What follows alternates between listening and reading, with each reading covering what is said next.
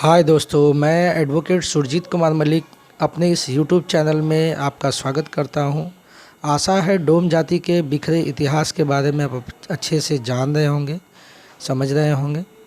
मैंने राजा बेंड के पहले अंक में राजा बेंड के बारे में विस्तारित जानकारी दी और राजा जी के बारे में पूरी अच्छी तरह से आपने समझ लिया। आइए राजा जी के बारे में कुछ और बातें जानते हैं इस दूसरे अंक में। राजा बेंड की मृत्यु के बारे में दो कहानियाँ प्रचलित हैं।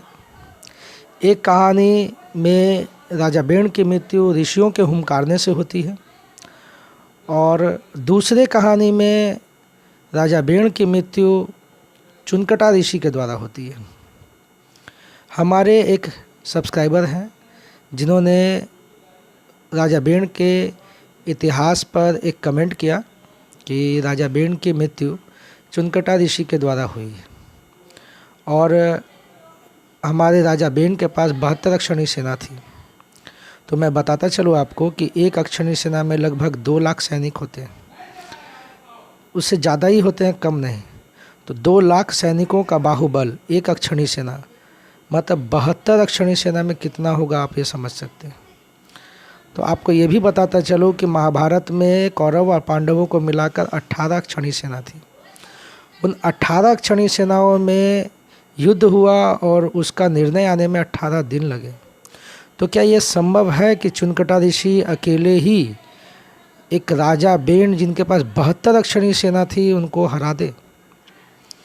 ज़रूर इसके पीछे कुछ रहस्य है, कुछ इतिहास है दोस्तों। हो सकता है कि राजा बेंड को निहत्था मारा गया हो, या हो सकता है कि चुनकटा ऋषि के साथ कुछ सेना के साथ मिलकर एक विशाल युद्ध हुआ हो। क्या सत्य है इसके बारे में जानकारी आपको विस्तारित रूप से आगे मिलेगी। आइए राजा बेंड के बारे में और कुछ तथ्य हम लोग जान लेते हैं। राजा बेंड की मृत्यु के बारे में पहला जो तथ्य है कि राजा बेंड की मृत्यु के बाद उनके राज शासन को कौन चलाएगा, इसके लिए ऋषियों में बड़ी चिंता हो गई कि हम लोगों ने तो उनको मार दिया, लेकिन उनकी राज शासन को कौन चलाएगा। तो उनके दाहिने जांघ को मसला गया, जिनसे अति करूप तथा काले रंग तथा नाटे कद का एक व्यक्ति उत्पन्न हुआ, जिसे अत्रि ऋषि ने निषिद्ध यानी कि बैठ जाने को कहा। इनसे उनका नाम निषाद पड़ गया और इनके वंशज ही निषाद कहलाते हैं। तो आपको ये पता चल ही चुका है कि राजा बेंड का इतिहास निषाद जाति से भी जाकर मिलता है और साथ ही बाएं जांघ से उत्पन्न हुए निषाद जातियों का इतिहास आपको समझ में आया और दाहिने जांघ से राजा पृथु का जन्म हुआ एवं अरिची का जन्म हुआ। इन दोनों का विवाह हुआ और फिर राजा पृथु की कहानी आगे बढ़ती है। तो आपने ये जाना एक पहलू कि राजा बेंड का इतिहास में क्या है और उनके वंशज कौन कौन हैं, किन से इतिहास जुड़ता है। एक और कथा प्रचलित है दोस्तों राजा बेंड के लिए। कुछ लोग कहते हैं कि राजा बेंड महाभारत कालीन थे और राजा बेंड की 7 बेटियां थीं। आपने गाना तो सुना ही होगा, निमिया के डाली झूले ली सातों बहनियाँ और भैरव हवे भैया। तो सातों बहनियाँ के बारे में मैं बताता चलूँ कि राजा बेंड की 7 बेटियाँ हुआ करती थी और सातों बेटियाँ जो बड़ी गुणवान प्रतापी हुआ करती थी। लखीमपुर में संकटा देवी, शीतला देवी और वंकटा देवी, नैमिषारण्य की ललिता देवी, गोला की मंगला देवी और उत्तराखंड की माँ मनसा देवी, माँ पूर्णगिरी देवी, ये सभी देवियाँ हुई। और एक भाई हुए जिनको विराट कहा जाता है। महाभारत के अंक में विराट पर्व में आप तो विराट के बारे में जाने ही होंगे। आशा करता हूँ कि आप लोग विराट के बारे में जानते होंगे। राजा विराट के पास ही पांडव लोग जाकर अज्ञातवास का 1 वर्ष काटते हैं और राजा विराट के सेना नायक होते हैं कीचक। और कीचक का संबंध आपका वानासुर से जाकर मिलता है। एक असुर और जिनके बाहुबल का डंका बजता हो, वो डोम जाति के एक राजा का सेनापति हो, ये भी एक अचरज की बात है। ज़रूर डोम जाति का संबंध राक्षसों से हुआ होगा। और साथ में मैं आपको ये भी बताता चलो कि विराट का संबंध बहुत ही गहरा है, इतना गहरा कि आप अगर खोजने निकले तो वानासुर, कीचक, इनके साथ साथ बहुत सारे लोगों के साथ इतिहास इनका जुड़ता है। चलिए आगे के अंकों में मैं इसके बारे में तो आपको बताऊंगा ही, लेकिन इन सातों बहनियों के बारे में भी कुछ आपको मैं बताता चलूँ। पहले शीतला देवी से शुरू करता हूँ। इनका जन्म खीरी जिले में हुआ। चैत्र कृष्ण पक्ष महीने के अष्टमी के दिन इनकी पूजा होती है। इनका उल्लेख स्कंद पुराण में मिलता है। दक्षिण भारत में इन्हें मरियम्मन के रूप में पूजा जाता है। शीतला माता का विवाह ज्वारासुर से हुआ था और इन्हीं ज्वारासुर को गधे के रूप में दिखाया जाता है माँ के नीचे। बहुत सारे लोग बोलते हैं कि ज्वारासुर का वध माँ ने किया था, लेकिन कुछ कहानी कुछ दूसरी ही है। आइए कुछ ज्वारासुर के बारे में भी जान लें।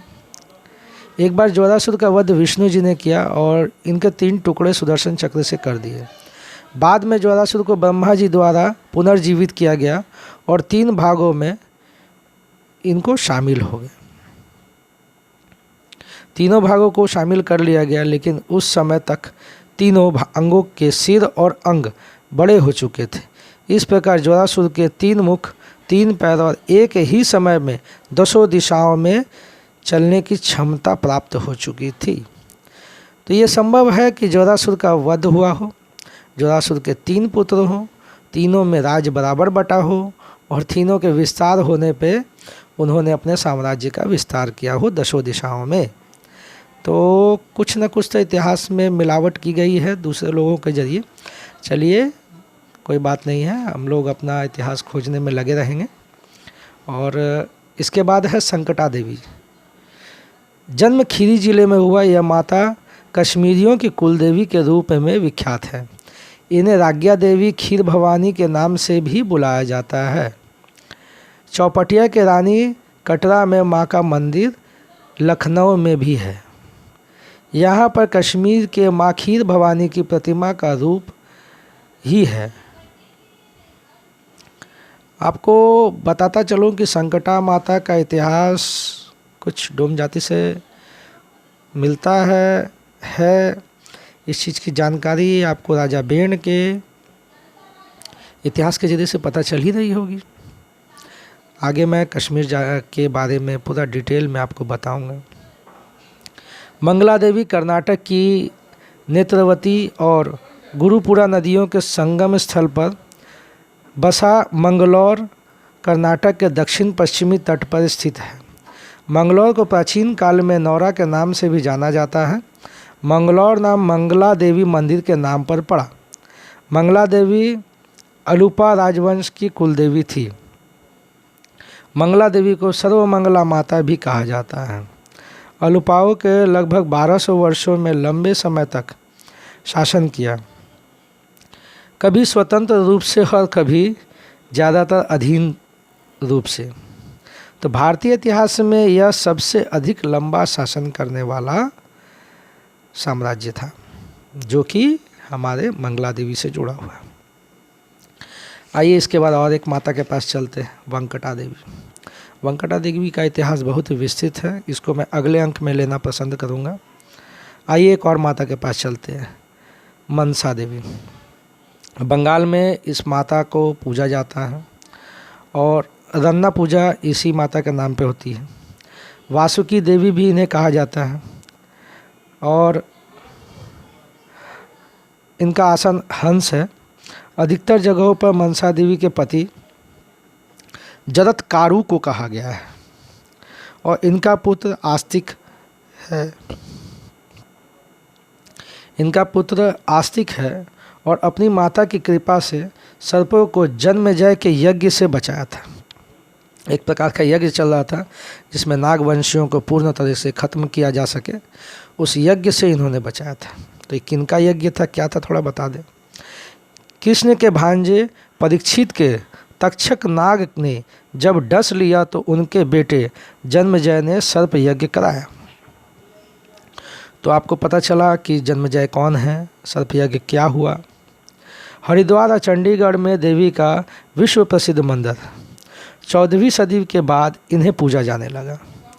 तो किसी एक ऐसी देवी को जो महान हो, जो चारों तरफ मंदिर में पूजी जाती हो और 14वीं सदी के बाद हो, तो इसका मतलब कि इनका जन्म या इनका प्रादुर्भाव या इतिहास में इनको संलग्न करना 14वीं सदी में प्रारंभ हुआ।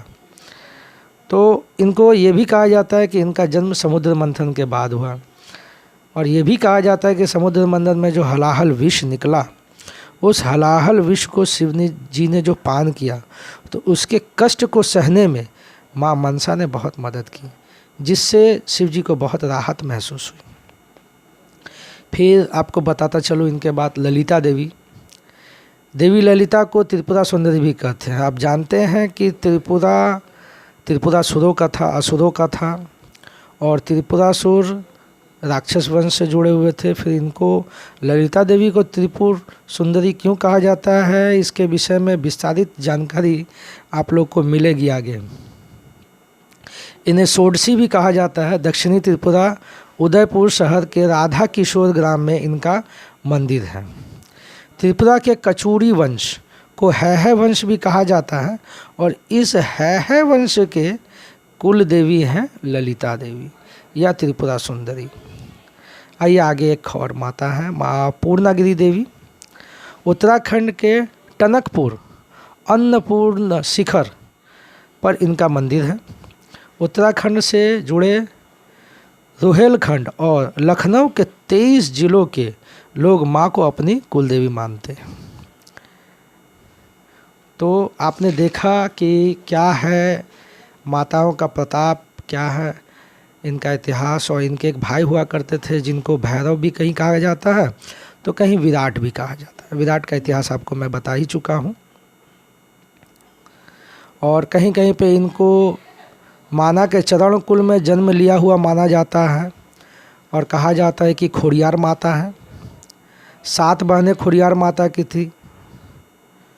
17वीं सदी में वे कवि नीलकंठ ने गुणदूत ग्रंथ में व ढूंढार के कवियों ने श्याम बाग 7 बहनों के उनके प्रिय भाई भैरव जी का बखान किया है। तो आपको समझ में आ रहा होगा कि हर काल में इनका नाम परिवर्तित किया गया है।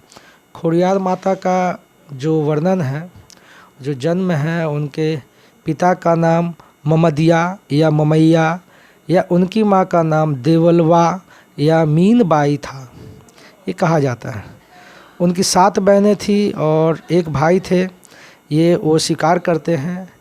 और आपको ये बताता चलूँ कि राजा बेन के इतिहास से इन 7 बहनों को, प्रतापी 7 बहनों को दूर करने के लिए हर काल में अलग अलग नाम दिए गए।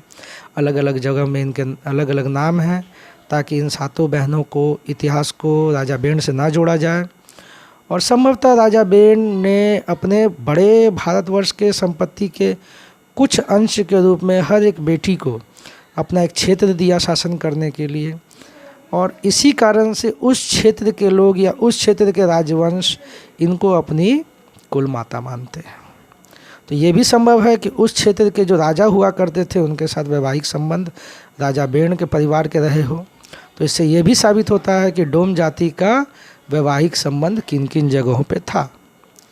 तो साथियों, मैं आपको इन चीज़ों के बारे में जानकारी तो दे ही रहा हूँ। साथ में आने वाले समय में मैं आपको ये भी बताता चलूँगा कि जब डोम जाति का राजवंश छिन गया, तो छिनने के बाद जिन राजाओं के पास कुछ सामान्य मात्रा में धन उपस्थित था और उनको अपनी जनता का दुख सहन न होने के कारण उस सारे धन को बांध बनाने में, रास्ता बनाने में, ब्रिज बनाने में, पुल बनाने में, सरोवर बनाने में, तालाब बनाने में, बावड़ी बनाने में खर्च कर दिया, ताकि उनके जनता को कभी भी किसी प्रकार का कष्ट ना हो। तो आप जान सकते हैं कि डोम समुदाय अपने जनता के लिए कितना सोचता है और कितना करने के लिए प्रयास करता है। बहुत सारी ऐसी जगह है दोस्तों जहाँ पे आज भी बुलंदी की चोटियाँ छू रही है हमारे डोम समाज का इतिहास। बस कुछ लोग ऐसे हैं जो डोम जाति के इतिहास को दबाना चाहते हैं, बिखेरना चाहते हैं। इसी के प्रयास में लगे हुए हैं वो लोग। मैं आशा करता हूँ कि आप लोग बड़े ध्यान से, बड़े गौर से मेरे इस यूट्यूब चैनल को देख रहे होंगे। और निमिया के डाली झूलेली सातों बहनियाँ और भैरव है भैया, इसके बारे में आप जान चुके होंगे। तो मैं आशा करता हूँ कि आप लोग अब अपने माताओं का और अपने देवियों का सम्मान करें और देवियों को अपने इतिहास से जुड़ने के बाद और अच्छे ढंग से समझें।